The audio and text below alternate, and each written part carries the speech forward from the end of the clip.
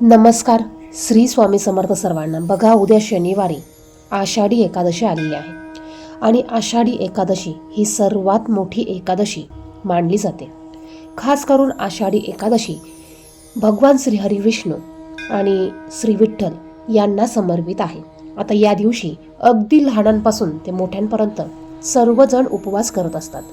आजच्या व्हिडिओमध्ये आपण आषाढी एकादशीला केस धुवावेत का, त्याचप्रमाणे अंघोळ कोणत्या मुहूर्तावर करावी, उपवास कधी धरायचा कधी सोडायचा, त्याचप्रमाणे ही एक चूक या दिवशी अजिबात करायची नाही आणि या दिवशी काय करू नये या विषयाची माहिती आपण या व्हिडिओमध्ये पाहणार आहोत. जर का तुम्ही चॅनेलवर नवीन असाल तर असेच माहितीपूर्ण व्हिडिओ पाहण्यासाठी चॅनेलला सबस्क्राईब करा, बाजूच्या बेल आयकॉनला प्रेस करा, कमेंट बॉक्समध्ये ओम नमो भगवते वासुदेवाय नमः, श्री हरी विठ्ठल श्री स्वामी समर्थ लिहायला विसरू नका. आषाढी एकादशी म्हटलं तर अगदी आपण लहानांपासून मोठ्यांपर्यंत सर्वजण उपवास करत असतात. बरेच भक्त वारीमध्ये पंढरपूरला दर्शनासाठी जात असतात. या दिवशी चंद्रभागेत स्नान करण्याला अधिक महत्त्व आहे, परंतु ते प्रत्येकाला शक्य होत नाही. मग आपण घरी देखील अंघोळीच्या पाण्यात काही वस्तू टाकून चंद्रभागेत स्नान केल्याचं पुण्य प्राप्त करू शकतं. ते कसं याविषयीचा व्हिडिओ आपल्या चॅनेलवर आलेला आहे, तो व्हिडिओ तुम्ही पाहू शकतात.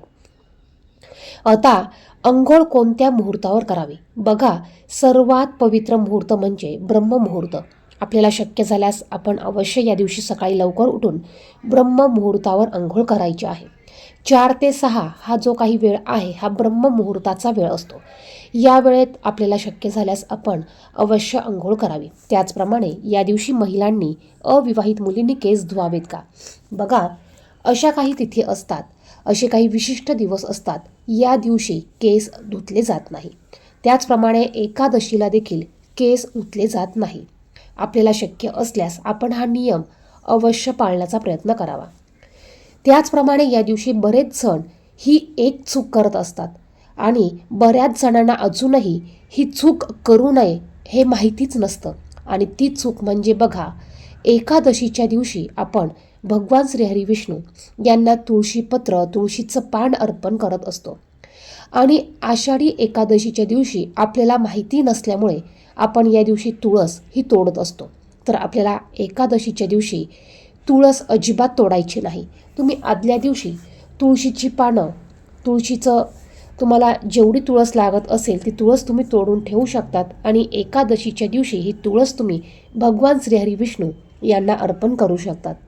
आता ज्यांच्या लक्षात राहणार नाही किंवा ज्यांनी तुळस तोडलेली नसेल त्यांनी एकादशीच्या दिवशी जिथे फुलं भेटतात त्या ठिकाणाहून तुम्ही तुळशीपत्र विकत आणून घ्यायचं आहे आणि ते तुम्ही उपायासाठी, सेवेसाठी श्रीहरी भगवान विष्णू, पांडुरंग यांना अर्पण करण्यासाठी वापरायचं आहे.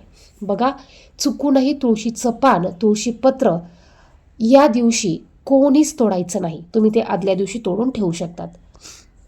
त्याचप्रमाणे उपवास कसा करायचा. आता एकादशीच्या दिवशी उपवास हा 3 पद्धतीने केला जातो. एकादशीच्या दिवशी उपवास हा सकाळी धरला जातो आणि हा उपवास रात्री सोडता येत नाही. हा उपवास दुसऱ्या दिवशी सूर्योदय झाल्यानंतर सोडला जातो. हा उपवास दुसऱ्या दिवशी आपण देवांना नैवेद्य दाखवून तुम्ही हा उपवास सोडू शकतात. आता उपवास 3 पद्धतीने केला जातो. काही ठिकाणी निरांकार उपवास केला जातो, काही ठिकाणी फक्त फळे खाऊन उपवास केला जातो आणि काही ठिकाणी फराळचं खाऊन उपवास केला जातो. आता कुठल्या गोष्टी अशा आहेत, कुठले नियम आहेत की ते चुकूनही या दिवशी करू नये. सर्वात महत्त्वाचं म्हणजे आपण उपवास करतो, उपवासाचे पदार्थ बनवतो, तर या पदार्थांमध्ये आपल्याला सोयाबीन तेलाचा वापर करायचा नाही. तुम्ही शेंगदाणा तेलाचा किंवा शुद्ध गाईच्या तुपाचा वापर करू शकतात. दुसरं म्हणजे आपण मीठ वापरतो. हे मीठ घरातील पांढरं मीठ, समुद्री मीठ न वापरता तुम्हाला उपवासाचं मीठ, सैंधव मीठ हे वापरायचं आहे. बघा, ह्या काही चुका आहेत, ह्या आपल्याकडनं चुकून केल्या जातात. त्याच पद्धतीने आपण तळणीचे उपवासाचे पदार्थ हे बाहेरून आणत असतो.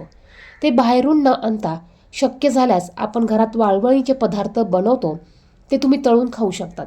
कारण बाहेरच्या पदार्थांमध्ये कुठल्या क्वालिटीची, कुठल्या प्रकारची मिरची, मीठ वापरलेलं असतं हे आपल्याला माहिती नसतं.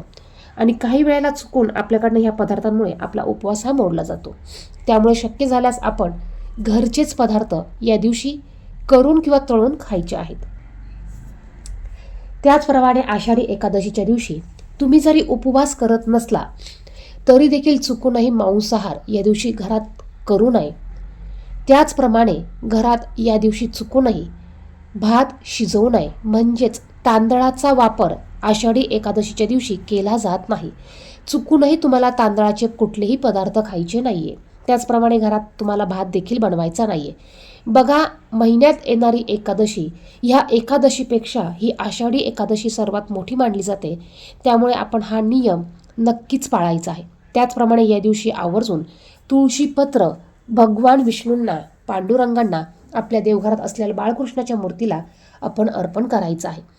त्याचप्रमाणे या दिवशी विधिवत पद्धतीने भगवान श्रीहरी विष्णू, श्री विठ्ठल यांची पंचोपचारी पूजा तुम्हाला करायची आहे. त्याचप्रमाणे सकाळी उठल्यानंतर घराचा मुख्य उंबरठा दरवाजा स्वच्छ पुसून घ्या. घराच्या बाहेर हळदीच्या पाण्याचं लेपन किंवा हळदीच्या पाण्याचा सडा तुम्हाला टाकायचा आहे. उंबरठ्यावर आवर्जून न विसरता हळदीचं लेपन करायचं आहे. यामुळे निगेटिव्ह ऊर्जा घरात प्रवेश करत नाही. वाईट बाधा या घराच्या बाहेरच थांबतात. घरात माता लक्ष्मी आकर्षित होते. भगवान श्रीहरी विष्णू याने प्रसन्न होतात. घरातील वातावरण पॉझिटिव्ह राहण्यास मदत होते. त्याचप्रमाणे आपला जो मुख्य दरवाजा आहे, या मुख्य दरवाजावर 11 किंवा 7, 9 आंब्याच्या पानांचं तोरण लावा.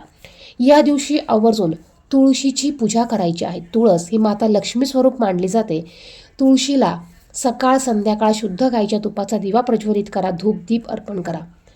तर ह्या काही नियमांचं पालन करून आपल्याला आषाढी एकादशीचा उपवास हा करायचा आहे. धन्यवाद.